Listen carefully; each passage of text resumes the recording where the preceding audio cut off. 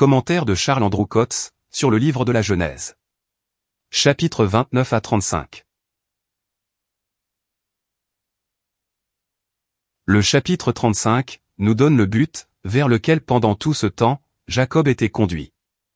Depuis le chapitre 29, nous avons son histoire et ses expériences, à Padan Aram. Cette histoire est sans doute un type de la position d'Israël, loin du pays de son héritage, et sans autel, souffrant des conséquences de sa propre conduite, moissonnant les fruits de son caractère naturel, et de son incrédulité.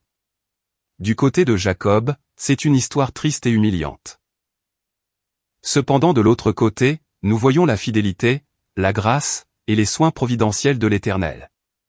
Dieu ne l'abandonne pas, mais il agit envers lui, l'exerce, lui parle, et le protège sans cesse, jusqu'à ce qu'il soit prêt, au bout de 20 ans, à venir au lieu de la bénédiction, Béthel. Bien que typique d'Israël, tout ceci a son application aussi, au sein de l'Assemblée actuellement. En effet, les mêmes conditions d'incrédulité et de faiblesse, se trouvent souvent parmi les saints de Dieu, et par suite, comportent les mêmes exercices et la même discipline. Il est également précieux de savoir, que le Dieu de Jacob est notre Dieu, et qu'il ne se départit jamais, de sa propre grâce et de sa fidélité.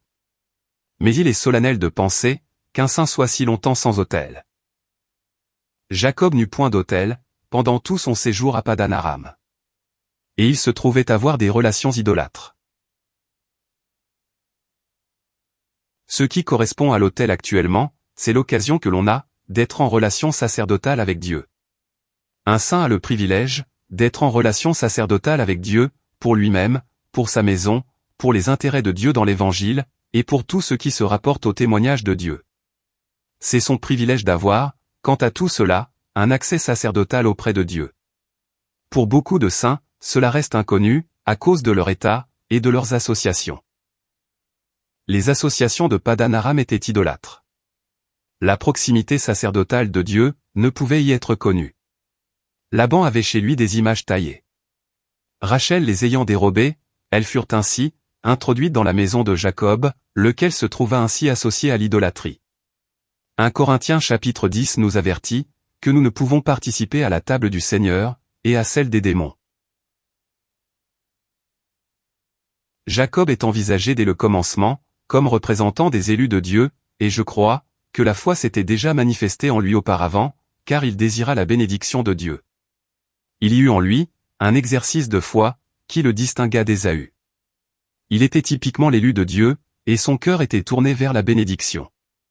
Il y avait sans doute un grand mélange de faiblesse humaine, d'opportunisme et d'incrédulité.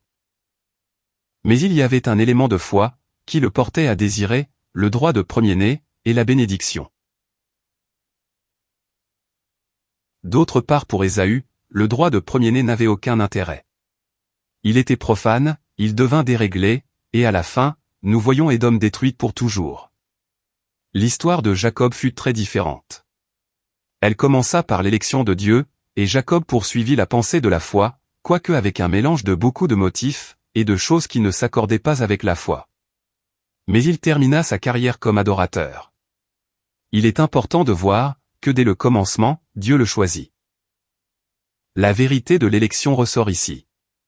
C'est un trait particulier de l'histoire de Jacob.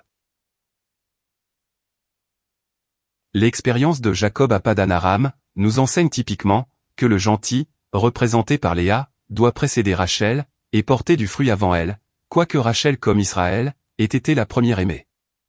Les noms des fils de Léa peuvent être une allusion à l'espèce de fruit qui est maintenant produit parmi les nations.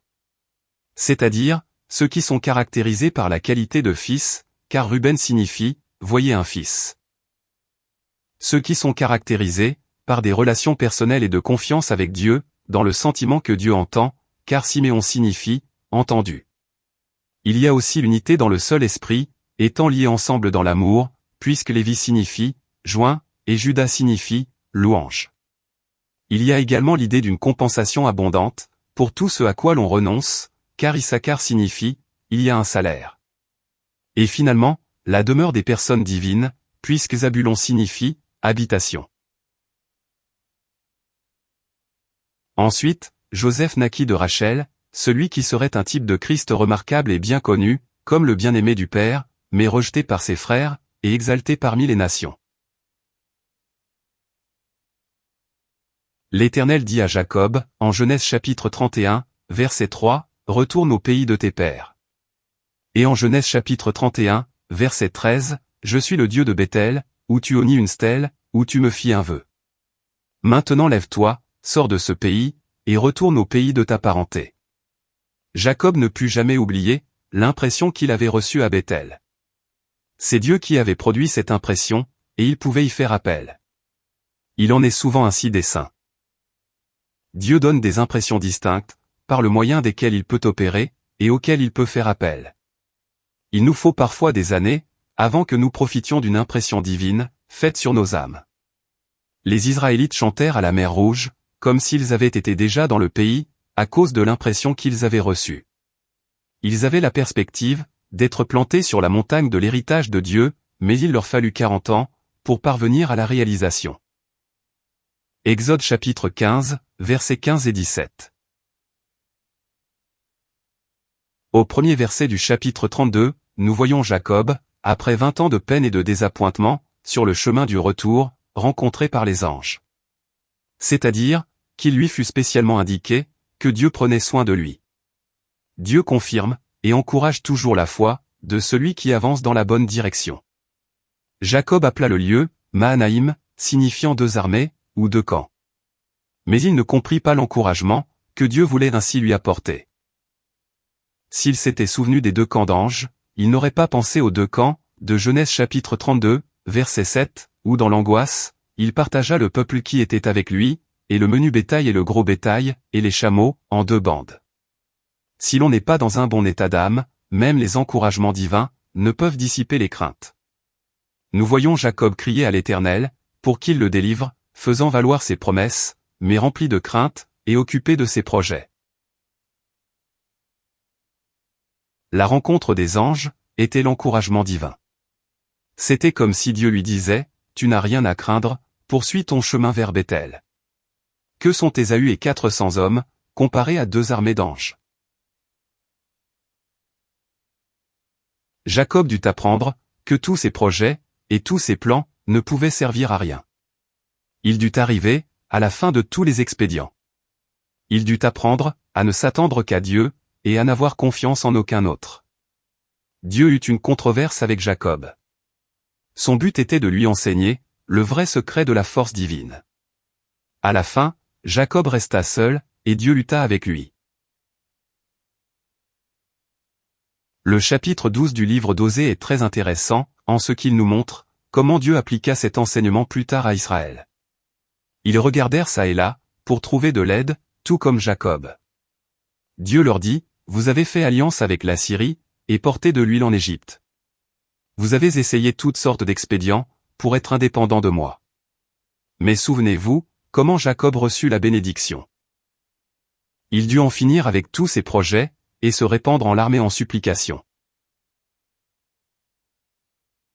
Jacob fut amené, face à face avec Dieu. Il reconnut son entière faiblesse, mais il apprit aussi, que la faiblesse et la dépendance, nous mettent en rapport avec la puissance de Dieu. Cependant, il dut porter le poids de cette faiblesse toute sa vie. Il boita sur sa cuisse, et resta infirme jusqu'à la fin de ses jours. Genèse chapitre 32, verset 31. Mais Péniel n'était pas le lieu, où se concentraient les intérêts de Dieu, et c'est pourquoi, Jacob ne reçut aucune révélation de son nom. En effet, ses fréquentations rendaient cela impossible. Il y avait de l'idolâtrie dans sa maison. C'est probablement pour cette raison, qu'il s'arrêta à Sukkot, y bâtit une maison, et acheta un champ. Il hésitait à se soumettre aux saintes exigences, que Béthel aurait formulées. Salem, qui signifie sur, ne souleva pas la question de toutes les choses secrètes, comme l'aurait fait Béthel. Il est vrai que Jacob y eut un autel, qu'il n'avait pas à Padan-Aram, mais ce ne fut pas un autel très élevé. Il le nomma Élohé Israël, qui signifie Dieu, le Dieu d'Israël. Ils sont nombreux, ceux qui ont un autel de ce genre. Ils pensent à Dieu, en rapport avec eux-mêmes. Mais sa pensée est d'être connu en relation avec sa maison, El Béthel, le Dieu de la maison de Dieu. Genèse chapitre 35, verset 7. C'est le propos de Dieu, de se faire connaître à nous, en rapport avec son propre cercle, et de nous y donner une place et une portion. Si nous n'entrons pas dans ce que Dieu a en vue pour nous, il permet parfois que nous soyons dans des difficultés, afin de secouer notre inertie. Au chapitre 34, Jacob à Salem fut secoué de cette manière. Il avait été mis en mauvaise odeur auprès des habitants du pays. Genèse chapitre 34, verset 30.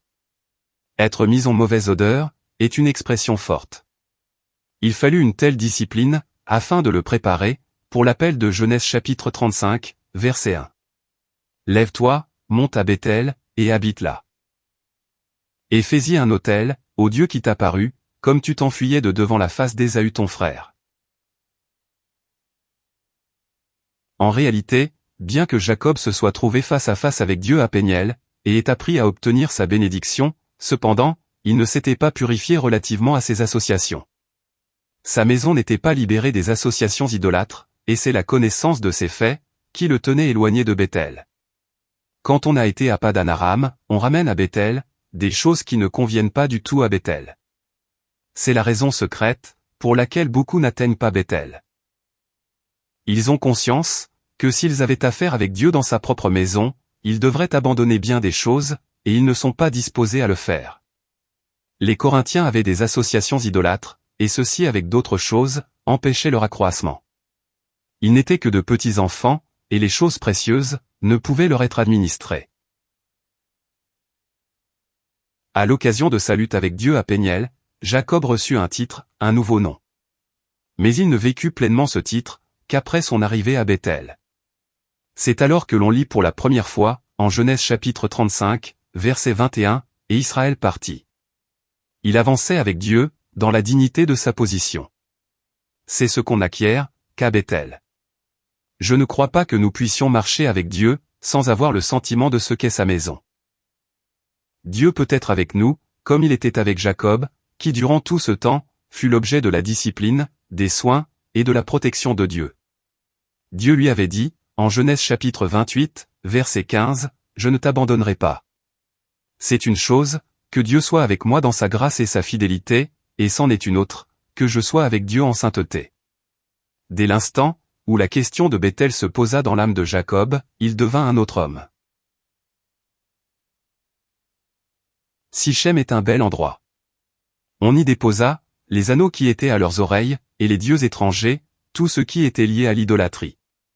Jacob les cacha sous le térébinthe, qui était près de Sichem. Genèse chapitre 35, verset 4. C'est à Sichem que Josué dit, « Mais moi et ma maison, nous servirons l'Éternel. » Josué chapitre 24, verset 15. C'est le lieu des décisions inflexibles. À Sichem, Josué fut un homme. Il choisit définitivement son chemin, et déclara quelle serait sa ligne de conduite. Lorsque Jacob arriva à Sichem, les images taillées, et autres choses de ce genre, disparurent au pied de l'arbre. L'arbre semble être ici, une suggestion de la croix. Si nous laissons nos idoles au pied de la croix, nous pouvons alors avancer facilement. Bien des chrétiens ont tant de bagages, tant de téraphim avec eux, qu'ils ne peuvent avancer. Après que Jacob eut oint la stèle, et offert une libation à Béthel, en Genèse chapitre 35, verset 14, il est dit, qu'Israël partit. Genèse chapitre 35, verset 21. Il avança dans la dignité de son nouveau nom. Ephrata ou Bethléem n'était pas loin de Béthel. Et c'est à Ephrata que Christ apparaît. Rachel meurt là. Genèse chapitre 35, verset 19. La mort de Rachel est une figure de la disparition d'Israël. Mais Benjamin vient, qui signifie « fils de la droite de son père ». Il est type de Christ, comme celui par qui la puissance de Dieu établira le royaume, après qu'Israël aura complètement failli. Parvenu à Béthel, Jacob marche dans la lumière de la maison de Dieu. Il fait un nouveau départ, et marche dans la dignité de quelqu'un qui appartient à la maison de Dieu. Nous voyons, dans la première épître à Timothée, que les saints doivent marcher dans la dignité de la maison de Dieu, caractérisée par la prière, et les femmes par la modestie dans leur parure. Un homme qui prie est vraiment digne devant Dieu. L'homme ne peut être vu dans une dignité plus grande que quand il prie. Figurez-vous une créature, placée dans une position telle, qu'elle peut parler librement à Dieu, même en rendant grâce pour sa nourriture. Car toute créature de Dieu est bonne, et il n'y en a aucune qui soit à rejeter, étant prise avec action de grâce, car elle est sanctifiée par la parole de Dieu, et par la prière. 1 Timothée chapitre 4, versets 4 et 5. Combien il est merveilleux d'être ici, dans la dignité de celui qui peut librement s'adresser à Dieu. Il m'a parlé dans sa grâce et son amour, et m'a mis en rapport si confidentiel avec lui-même, que je peux librement m'adresser à lui. Je considère cela comme la véritable dignité d'un homme. Il y aurait une grande dignité, à pouvoir s'adresser en tout temps à un roi de ce monde, mais combien plus à Dieu. C'est la dignité d'un sacrificateur, une sainte dignité. Elle appartient à ceux qui sont dans la beauté de la sainteté. Jacob commanda à sa maison, d'ôter les dieux étrangers, de se purifier, et de changer leurs vêtements, afin d'apparaître dans la beauté de la sainteté. Rien d'autre n'eût pu convenir, pour la maison de Dieu. La pureté et la sainteté sont propres à la maison de Dieu. Jacob ne dit plus que ce lieu-ci est terrible, comme en Genèse chapitre 28, verset 17. Ici en Genèse chapitre 35, verset 14, il a une libation, qui parle de joie. Il érige sa stèle, et son état spirituel correspond à ce qu'il fait. Au chapitre 28, il avait appris quelque chose du caractère de Dieu, mais il n'était pas dans un état qui y correspondit, de sorte qu'il n'offrit pas de libation. Il n'était pas heureux, et en réalité, il n'y avait là aucun plaisir pour Dieu. Dans la réconciliation, rien n'empêche la satisfaction divine. Si je jouissais vraiment de la réconciliation, on ne verrait en moi que Christ. C'est le vêtement qu'il convient de porter dans la maison de Dieu. Si les saints marchaient selon la première épître à Timothée, on ne verrait en eux que Christ. Ce serait agréable à Dieu, et il y aurait une stèle. L'assemblée du Dieu vivant est la colonne, le témoignage dans ce monde du vrai caractère de Dieu. 1 Timothée chapitre 3, verset 15. Pensez aux saints, affranchis de toute influence idolâtre, ayant mis de côté tout ce qui sert leur vanité et leur orgueil, et apparaissant en vêtements nouveaux, qui sont les traits moraux de Christ. Quel témoignage ce serait? C'est la pensée de Bethel. Alors, il y a quelque chose pour Dieu, une libation, un témoignage, que Jacob était heureux d'être là. L'histoire de Jacob est humiliante par bien des côtés, mais quelle fidélité, et quelle grâce sans pareille, de la part de Dieu. Dieu le protège, le dirige, et à la fin, l'amène à sa maison, dans une condition qui convient à sa présence. Le fait que la révélation du nom de Dieu n'est pas donnée en Genèse chapitre 32, verset 29, mais en Genèse chapitre 35, verset 11, semblerait indiquer qu'elle ne peut l'être que là où existent des conditions morales qui conviennent à ce nom. Tant que Jacob avait des associations idolâtres, le nom de Dieu ne pouvait lui être révélé. Jacob reçut à Péniel un nouveau nom, mais Dieu ne révéla pas son nom à ce moment-là. Plus tard, Dieu le révéla à Bethel. Et Dieu lui dit, « Je suis le Dieu Tout-Puissant. » Chapitre 35, verset 11.